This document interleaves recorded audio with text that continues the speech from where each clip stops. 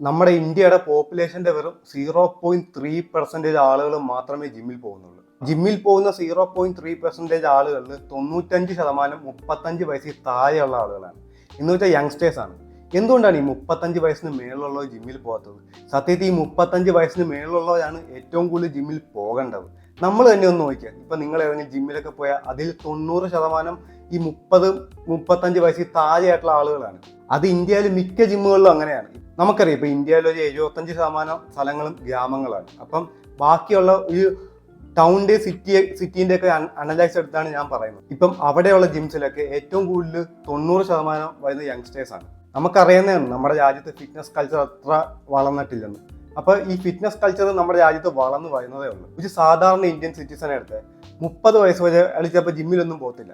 ജിമ്മിലൊന്നും പോകേണ്ട ഒരു ഹെൽത്ത് തന്നെ ആയിരിക്കും. ഒരു 30 വയസ്സ് വരെ നാച്ചുറൽ ആയിട്ടുള്ള ഹെൽത്ത് തന്നെ ആയിരിക്കും. ഈ 30 വയസ്സ് കഴിയുമ്പം ഈ പ്രായത്തിന്റെ ലക്ഷണങ്ങളൊക്കെ വന്നു തുടങ്ങും. ആദ്യം ഈ മസിൽ മാസ് കുറയാൻ നോക്കും. അത് പെട്ടെന്നൊന്നും കുറയത്തില്ല, ഈ ഡിക്ലൈനിങ് ആയിട്ട് വന്നു. 30 വയസ്സിൽ ഉള്ള മസിൽ മാസ് ആയിരിക്കത്തില്ല 38 വയസ്സിൽ. അപ്പൊ അങ്ങനെ കുറയുന്ന പോലെ വന്നു. പിന്നെ ടെസ്റ്റോസ്റ്ററോൺ ലെവലും കുറയും. പക്ഷെ 35 വയസ്സ് കഴിഞ്ഞ് വർക്കൗട്ട് സ്റ്റാർട്ട് ചെയ്താലും ഇതൊക്കെ ബിൽഡ് ചെയ്ത് കൊണ്ടുവരാം. ഇപ്പൊ 30 വയസ്സിൽ ഒരാൾക്ക് ഇത് ഡിക്ലൈനിങ് വന്നെന്ന് വെച്ചാൽ ഉള്ള മസിൽസ് ഒക്കെ ഇങ്ങനെ ഡിക്ലൈനിങ് ആയിട്ട് പോലും 35 വയസ്സിൽ മസിൽ ബിൽഡിങ് തുടങ്ങിയ 30 വയസ്സിൽ അല്ലെങ്കിൽ അയാൾ 20 വയസ്സിനേക്കാൾ കൂടുതൽ മസിൽ ആ സമയത്ത് അയാൾക്ക് ഉണ്ടാക്കാൻ പറ്റും. ഈ 30 വയസ്സ് കഴിഞ്ഞ് ജിമ്മിൽ പോയാൽ മസിൽ മാസ് മാത്രമല്ല, നമ്മുടെ ബോൺ ഹെൽത്തും നമ്മുടെ മെറ്റബോളിസവും നമ്മുടെ കാർഡിയോ വാസ്കുലർ ഹെൽത്തും നമ്മുടെ മൊബിലിറ്റിയും നമ്മുടെ ഫ്ലെക്സിബിലിറ്റിയും എല്ലാം ഭയങ്കരമായിട്ട് ഇമ്പ്രൂവ് ആവും.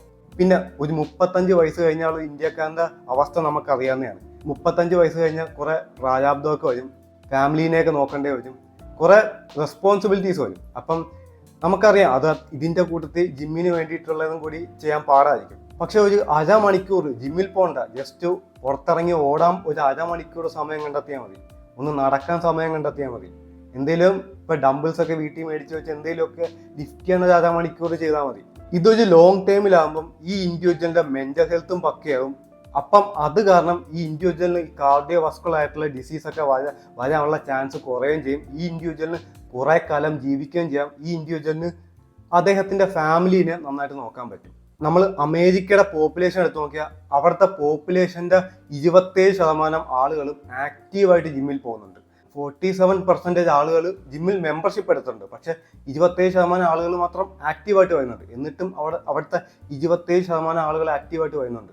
നമ്മുടെ വെറും 0.3% ആളുകൾക്ക് മാത്രമേ ജിം മെമ്പർഷിപ്പ് ഉള്ളൂ. അതിൽ ആക്റ്റീവായിട്ട് വരുന്നവർ എത്രയാണെന്ന് നമുക്ക് ഇനിയും കാൽക്കുലേറ്റ് ചെയ്യണം. പക്ഷെ ഇന്ത്യയിൽ ഒരു 10 വർഷം മുമ്പ് ഇങ്ങനെയല്ലായിരുന്നു. ഒരു 10 വർഷം കഴിഞ്ഞപ്പോൾ ഇപ്പൊ ഫിറ്റ്നസ് നന്നായിട്ട് ഇമ്പ്രൂവ് ആവുന്നുണ്ട്. ആ 10 വർഷം മുന്നേ 0.1% ആളുകൾ പോലും ഇല്ലായിരുന്നു. ഇപ്പൊ അത് 0.3% ആയി 10 വർഷത്തിനുള്ളിൽ. പക്ഷെ ഇനി ഓരോ വർഷം കൂടുമ്പോൾ നമ്മൾ ആ ഒരു അമേരിക്കന്റെ ലെവലിലേക്ക് വരും, അത് ഉറപ്പായിട്ട് വരും.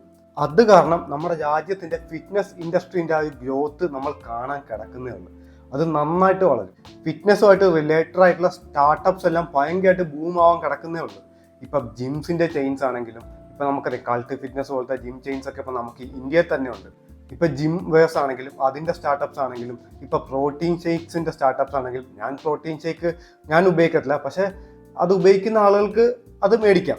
അപ്പൊ അതുകൊണ്ട് പ്രോട്ടീൻ ഷേക്സിന്റെ ആണെങ്കിലും ഇപ്പൊ പ്രോട്ടീൻ ആൻഡ് ന്യൂട്രീഷൻ അങ്ങനെയുള്ള ഒരു ഫുഡ് ചെയിൻ ആണെങ്കിലും ഇപ്പൊ ജിമ്മിൽ പോകുന്നവർക്ക് കഴിക്കാൻ വേണ്ടിയിട്ടുള്ള ഹോട്ടൽ ചെയിൻസ് ഒക്കെ ആണെങ്കിലും ഇപ്പം അതിന്റെയൊക്കെ ഒരു ഗ്രോത്ത് ഇന്ത്യയിൽ വരാൻ പോകുന്നേ ഉള്ളൂ. ഇപ്പൊ അമേരിക്കയിലേക്ക് നേരത്തെ ഉണ്ട്. കാരണം അവിടുത്തെ 50% ആളുകൾക്ക് ജിം മെമ്പർഷിപ്പ് ഒക്കെ ഉണ്ട്. അപ്പം അത് കാരണം അവർക്ക് അതൊക്കെ സ്റ്റാർട്ട് ചെയ്താൽ അവർക്കത് ലാഭമായിരിക്കും. അപ്പൊ നമ്മൾ ആ ഒരു ലെവലിലേക്ക് വരുന്നേ ഉള്ളൂ. അപ്പോൾ ഒരു എന്റർപ്രണറൽ ഓപ്പർച്യൂണിറ്റിയും സത്യത്തിൽ ഇന്ത്യയിൽ വരാൻ പോകുന്നുണ്ട് ഈ ഫിറ്റ്നസ് ഇൻഡസ്ട്രിയുടെ ഈ ഗ്രോത്ത് കാരണം. പക്ഷെ എല്ലാത്തിനും മേളിൽ ഞാൻ വെക്കുന്നത് വെച്ചാൽ ആ ഒരു ഇന്ത്യയിലെ ഓരോ ഇൻഡിവിജ്വലും ഹെൽത്തി ആയിരിക്കണം. ഹെൽത്തി ആവണമെങ്കിൽ ഫിറ്റ്നസിന്റെ പുറകെ പോകണം. ഞാനിപ്പോൾ ജിമ്മിൽ പോകണമെന്ന് പറയുന്നില്ല. ഇപ്പൊ ജിമ്മിൽ പോകണ്ടെങ്കിൽ പോകണ്ട, പക്ഷെ ദിവസത്തിൽ ഒരു അരമണിക്കൂർ ഓടിയാൽ മതി, ഒന്ന് നടന്നാൽ മതി. ഡംബിൾസ് ഒക്കെ എന്തെങ്കിലുമൊക്കെ മേടിച്ചു വെച്ചിട്ട് ചെറിയ വെയിറ്റ് ഒക്കെ എടുത്ത് ജസ്റ്റ് ഒന്ന് ഡംബിൾ കേൾസും ചെസ്റ്റ് പ്രസ് ഒക്കെ ജസ്റ്റ് ഒന്ന് ചെയ്താൽ മതി. പിന്നെ ഒന്ന് ഓടിയാലും പുഷപ്പ് ഒക്കെ ചെയ്താൽ മതി. ഒരു അരമണിക്കൂറിൽ ഡെയിലി വർക്കൗട്ട് ചെയ്താൽ മതി. ഡെയിലി പോലും ചെയ്യേണ്ട, ഒരാഴ്ചയിൽ 3-4 ദിവസം ചെയ്താൽ മതി. പിന്നെ ഫുഡും ഒന്ന് ജസ്റ്റ് കൺട്രോൾ ചെയ്താൽ മതി. എല്ലാവരും ഹെൽത്തി ആവും. ഇപ്പൊ ഇന്ത്യയിൽ ഞാൻ കാണുന്നുണ്ട് മിക്കവർക്കും കൊടവയറാണ് നമ്മുടെ രാജ്യത്ത്. അത് പോകണം. ഒരു അടുത്ത 20 വർഷത്തിനുള്ളിൽ എല്ലാവരും ഫിറ്റ് ആയിരിക്കണം. അപ്പം അത്രയേ ഉള്ളൂ ഗായ്സ്. നിങ്ങൾക്ക് വീഡിയോ ഇഷ്ടപ്പെട്ടു എന്ന് വിചാരിക്കുന്നു.